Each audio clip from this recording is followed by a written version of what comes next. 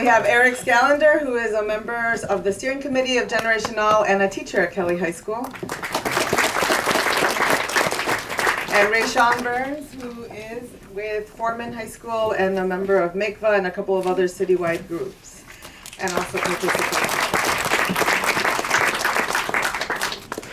The way we're going to have the conversation, it'll be maybe 20 minutes or so.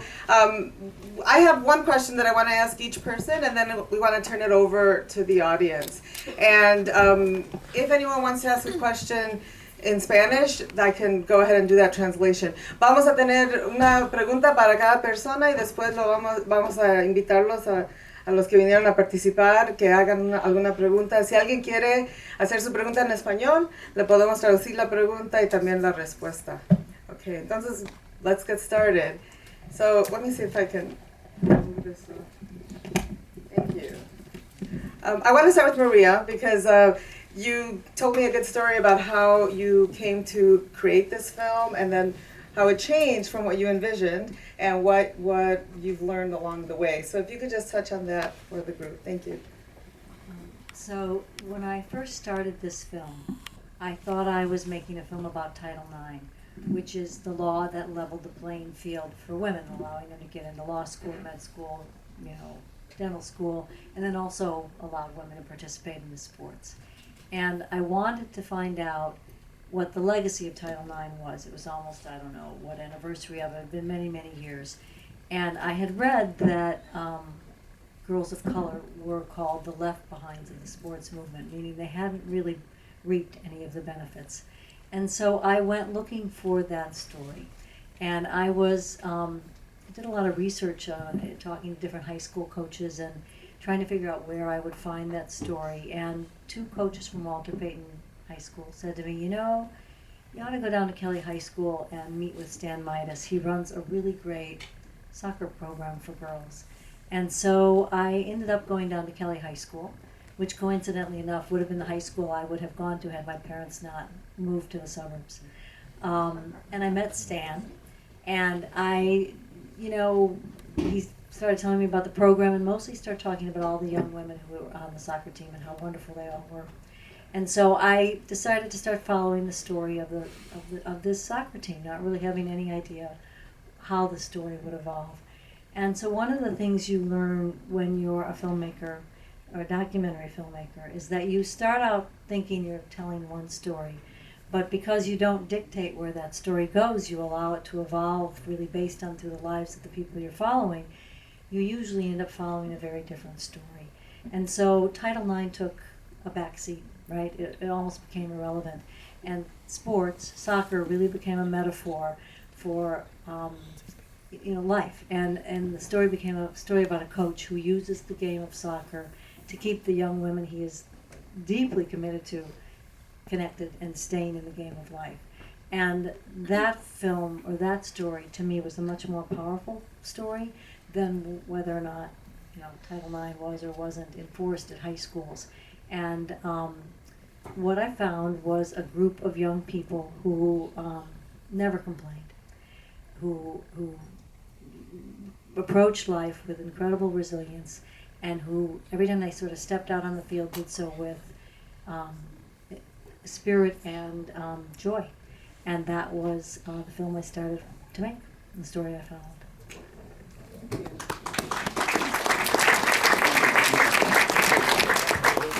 Elizabeth, it was great. I was looking at all of the girls and thinking, which one is Elizabeth? Your hair is a different color. But no, it was great to see you and for you to be so open and to share, your experience in high school. I wondered if you could tell us about what you valued most about the time that you were at Kelly, and then, what kind of experience you hope that the current Kelly students are having. So I kind of wrote it down because I get a little nervous. So if you don't mind. Yeah, okay. In my experience, Kelly High School provided me more than just an education and did more than prepare me for college. The school's low budget and lack of resources didn't stop them from giving me the best they can offer.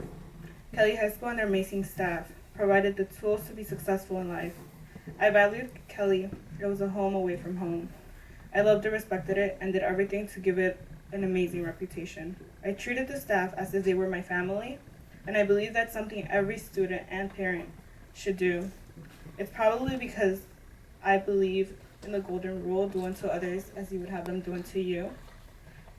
But honestly, that staff deserves it. Throughout the 4 years, I took all I could receive: an education, life-lasting friendships, a great time, tremendous support, motivation, and lots of love.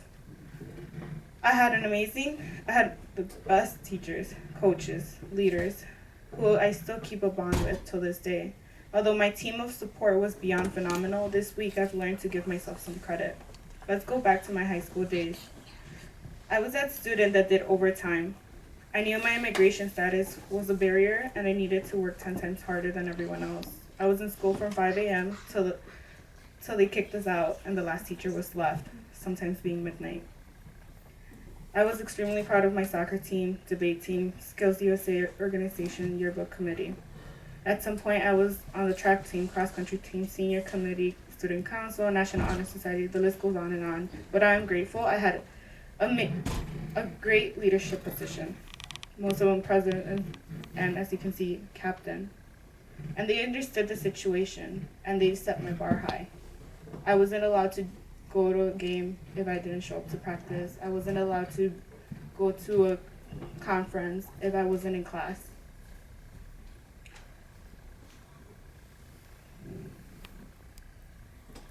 I put in a lot of time into the school and I didn't realize how much all these teachers paid attention to my efforts until one day Coach Magdaleno, our current assistant principal, nominated me for the Community Service Award and Scholarship.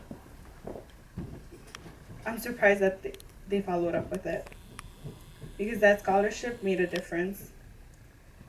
It allowed me to do a full semester in college, something I probably wouldn't have done. Just like he did, I had a few others who went above and beyond, not only for me, but for everyone else. Did you know that many of these teachers, not only they don't get paid enough, but they put in a lot of money from their own pocket just to give to us? I'm pretty sure not many knew that. I wish I had an award to hand to them in the name of every student that ever crossed their paths. I expect Kelly's current and future students to realize that they're worth more than what others believe that they are. Only they can decide their future and no one else can. I had forgotten the stress it is to be a teen and getting out of high school, and what they need to learn is a lot of patience and lots of it. I can see those frustrations currently in my younger brother. I can see how he wants to give up because of financial aid being so tedious. And I would say don't give up. Not only to him, but to everyone else. You have to continue to persevere, to show everyone else what we're all made of. We need to show everyone that Kelly has so much undiscovered talent, and the only way to demonstrate it is by persevering. I want them to shine so bright that we are shown in every newspaper, TV station, and social media out there. We have amazing soccer players, artists, and bright kids that can and will represent our school one day. Why not let that day be every day?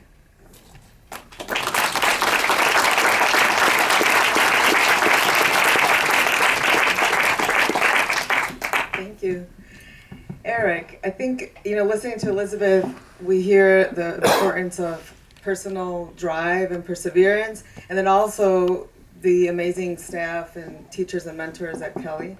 As a teacher there and supporter of neighborhood schools, what do you think it takes for a school to have the kind of environment that young people really need to succeed? A lot more than we're currently getting, for sure. When I started teaching 12 years ago, I thought, if you just love your students, they'll do great. And I thought, oh, what a bunch of crap. Come on, grit. It's all about grit. Pull yourself up by your bootstraps. You'll be fine. Just work harder. And I think we have to remember that it's insufficient. I'm a national board certified teacher. I'm a professional. I have a college degree. I grew up in a family of privilege.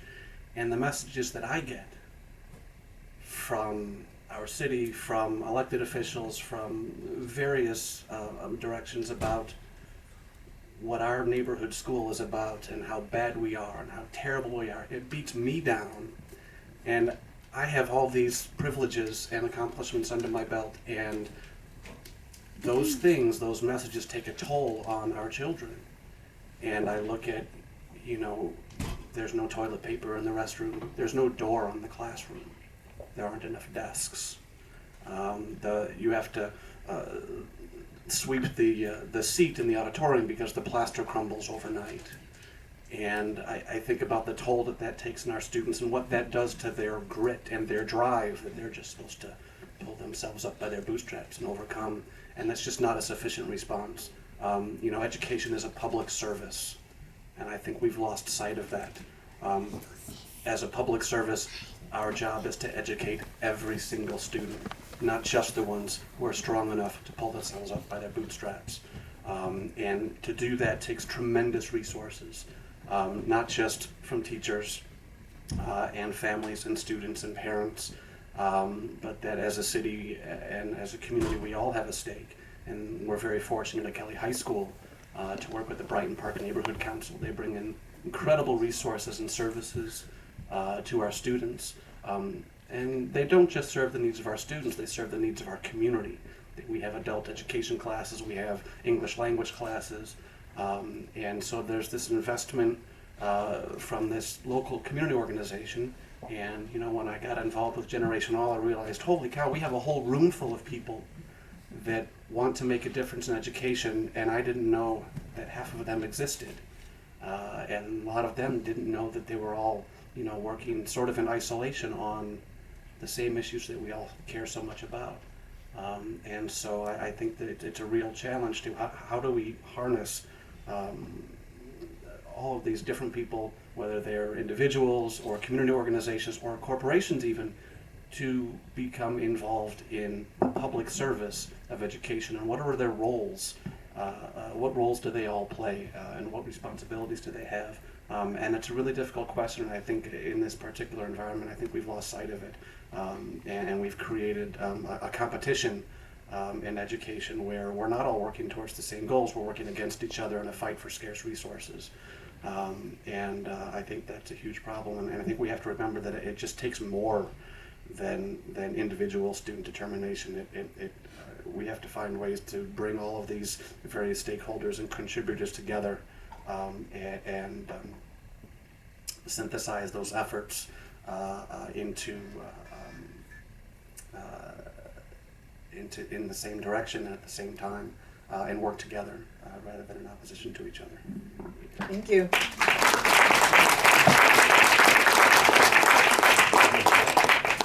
Every time I go to, especially with neighborhood schools, and I talk to students or teachers and see what you described, Elizabeth, is like such a powerful depiction of your school. And yet there are people who would say, well, Kelly's not the greatest school because they have all these other issues. So I think what Eric started to get at is that it really is a whole community, and it takes a lot of resources to make sure that what is happening in all our neighborhood schools is the best for students.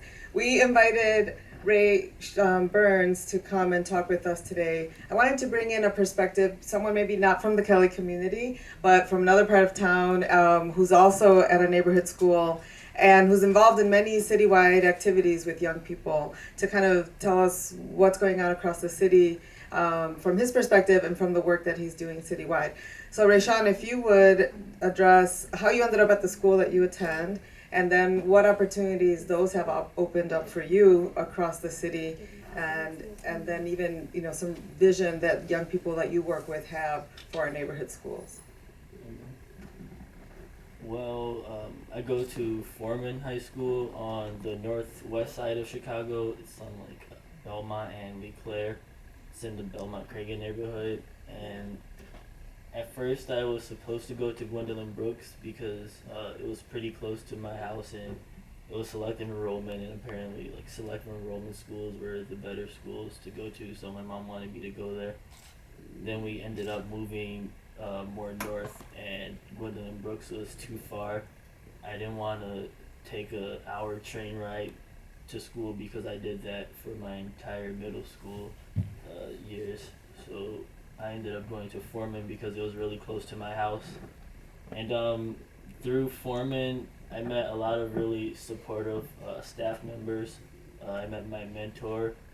He was the dean of my school, and through him I applied for a position as a member of the CEO of CPS's Student Advisory Council, and so that's how I got involved with a program called Mikva Challenge, which is basically a social justice group that wants to improve CPS for students.